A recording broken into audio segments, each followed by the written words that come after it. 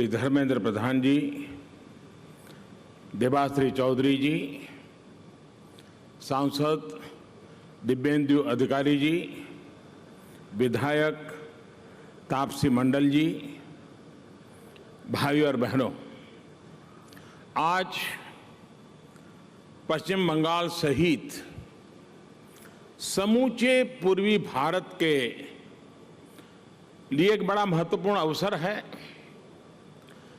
पूर्वी भारत की कनेक्टिविटी और स्वच्छ ईंधन के मामले में आत्मनिर्भरता के लिए आज बहुत बड़ा दिन है।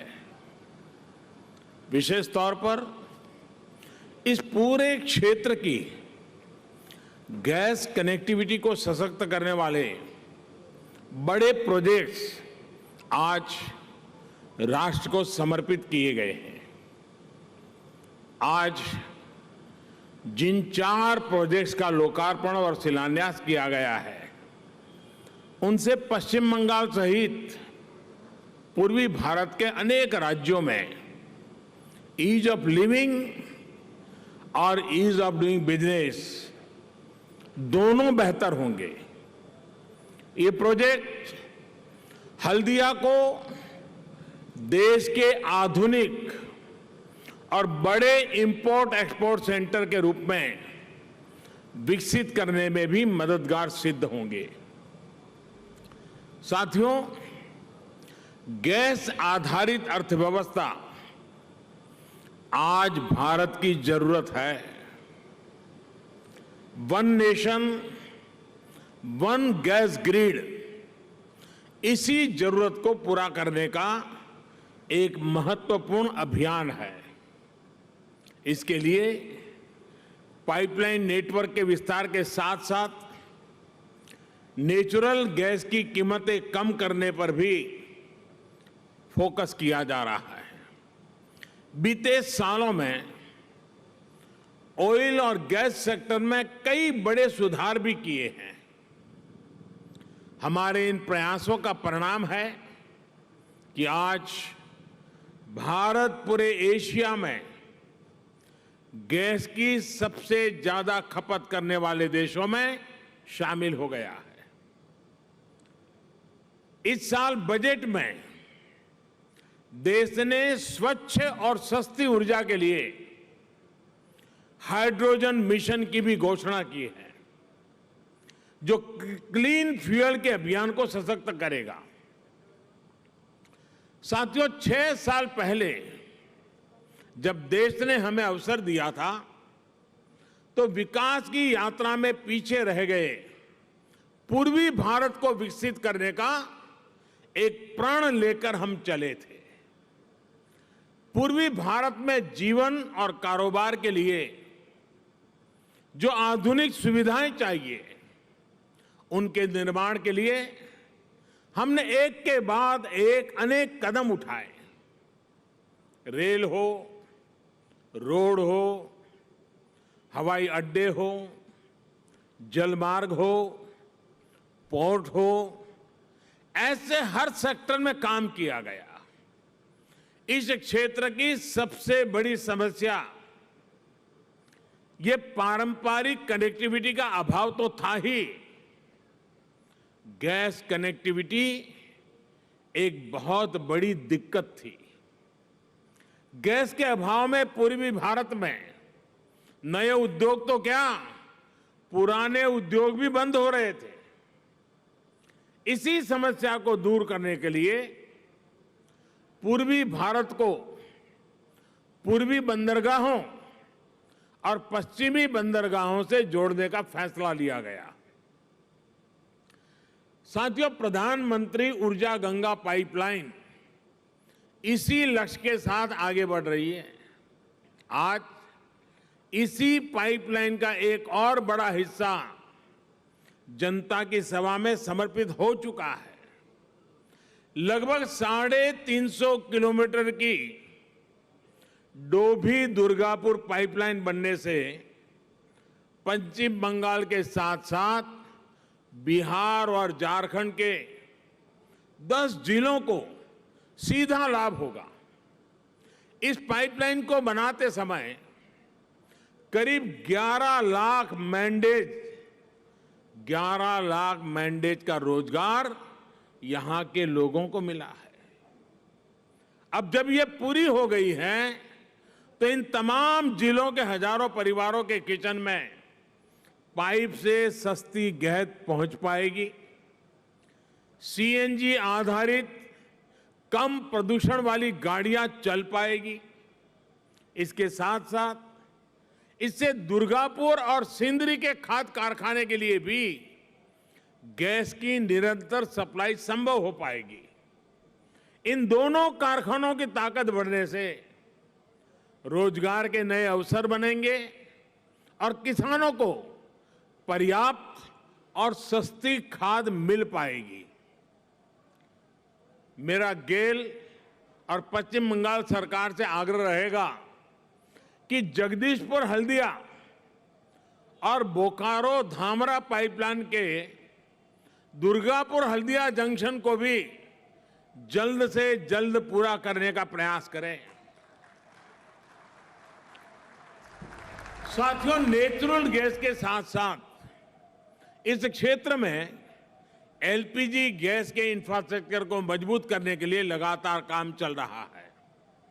यह इसलिए जरूरी है क्योंकि पूर्वी भारत में उज्ज्वला योजना के बाद एलपीजी गैस की कवरेज काफी अधिक बढ़ गई है, जिससे डिमांड भी बढ़ी है। उज्ज्वला योजना के तहत पश्चिम बंगाल में करीब करीब 90 लाख बहनों बेटियों को मुफ्त गैस कनेक्शन मिला है। इनमें से भी 36 लाख से ज्यादा एसटी और एससी वर्ग की महिलाएं हैं। वर्ष 2014 में पश्चिम बंगाल में एलपीजी गैस की कवरेज सिर्फ 41% थी। हमारी सरकार के लगातार प्रयास से अब बंगाल में एलपीजी गैस की कवरेज 99% से ज्यादा हो गई है। कहां 41 और कहां 99 से भी ज्यादा। इस बजट में तो देश में उज्ज्वला योजना के तहत 1 करोड़ और मुफ्त गैस कनेक्शन गरीबों को देने का प्रावधान किया गया है। इस बढ़ती डिमांड को पूरा करने में हल्दिया में बनाए एलपीजी इंपोर्ट टर्मिनल बहुत अहम भूमिका निभाएगा। पश्चिम बंगाल, उड़ीसा, बिहार, झारखंड, छत्तीसगढ़, यूपी और नॉर्थ ईस्ट के करोड़ों परिवारों को इससे सुविधा मिलेगी। इस सेक्टर से 2 करोड़ से ज्यादा लोगों को गैस सप्लाई मिलेगी। इनमें से करीब 1 करोड़ उज्ज्वला योजना के ही लाभार्थी होंगे। साथ ही इससे सैकड़ों रोजगार यहां के नौजवानों को मिलेंगे। साथियों, क्लीन फ्यूल को लेकर अपनी प्रतिबद्धता को पूरा करने के लिए आज यहां BS6 फ्यूल बनाने वाले प्लांट की कैपेसिटी को बढ़ाने का काम भी शुरू किया गया है। हल्दिया रिफाइनरी में ये दूसरी कैटालिटिक डी-वैक्सिंग यूनिट जब तैयार हो जाएगी तो लूप बेस्ड ऑयल्स के लिए विदेशों पर हमारी निर्भरता कम हो जाएगी। इससे हर साल देश के करोड़ों रुपया बचेंगे। बल्कि आज हम उस स्थिति की तरफ बढ़ रहे हैं जब एक्सपोर्ट की कैपेसिटी तैयार कर सके। साथियों, पश्चिम बंगाल को फिर से देश के अहम ट्रेडिंग और इंडस्ट्रियल सेंटर के रूप में विकसित करने के लिए हम निरंतर काम कर रहे हैं। इसमें पोर्ट लेड डेवलपमेंट का बेहतरीन मॉडल है। कोलकाता के श्यामा प्रसाद मुखर्जी पोर्ट ट्रस्ट को आधुनिक बनाने के लिए बीते सालों में अनेक कदम उठाए गए हैं। यहां हल्दिया का जो डॉक कॉम्प्लेक्स है, उसकी कैपेसिटी को और पड़ोसी देशों से उसकी कनेक्टिविटी को सशक्त करना भी जरूरी है। ये जो नया फ्लाईओवर बना है, उससे अब यहां की कनेक्टिविटी बेहतर होगी। अब हल्दिया से पोर्ट तक जाने वाले कार्गो कम समय में पहुंचेंगे, उन्हें जाम और देरी से मुक्ति मिलेगी। Inland waterway authority of India यहां मल्टी मॉडल टर्मिनल के निर्माण की योजना पर काम कर रही है। ऐसी व्यवस्थाओं से हल्दिया आत्मनिर्भर भारत को ऊर्जा देने वाले केंद्र के रूप में उभरेगा। इन सभी कामों के लिए हमारे साथी मित्र धर्मेंद्र प्रधान जी और उनकी पूरी टीम को मैं हृदय से बहुत बहुत बधाई देता हूं और मुझे विश्वास है कि तेज गति से कम समय में सामान्य से सामान्य मानवीय के दुख को दूर करने के इस काम को बहुत ही यशस्वी ढंग से ये टीम पूरा कर पाएगी, ऐसा मुझे पूरा विश्वास है। अंत में फिर एक बार पश्चिम बंगाल और पूर्वी भारत के सभी राज्यों को इन सुविधाओं के लिए मेरी तरफ से बहुत बहुत बधाई, अनेक अनेक शुभकामनाएं। बहुत बहुत धन्यवाद।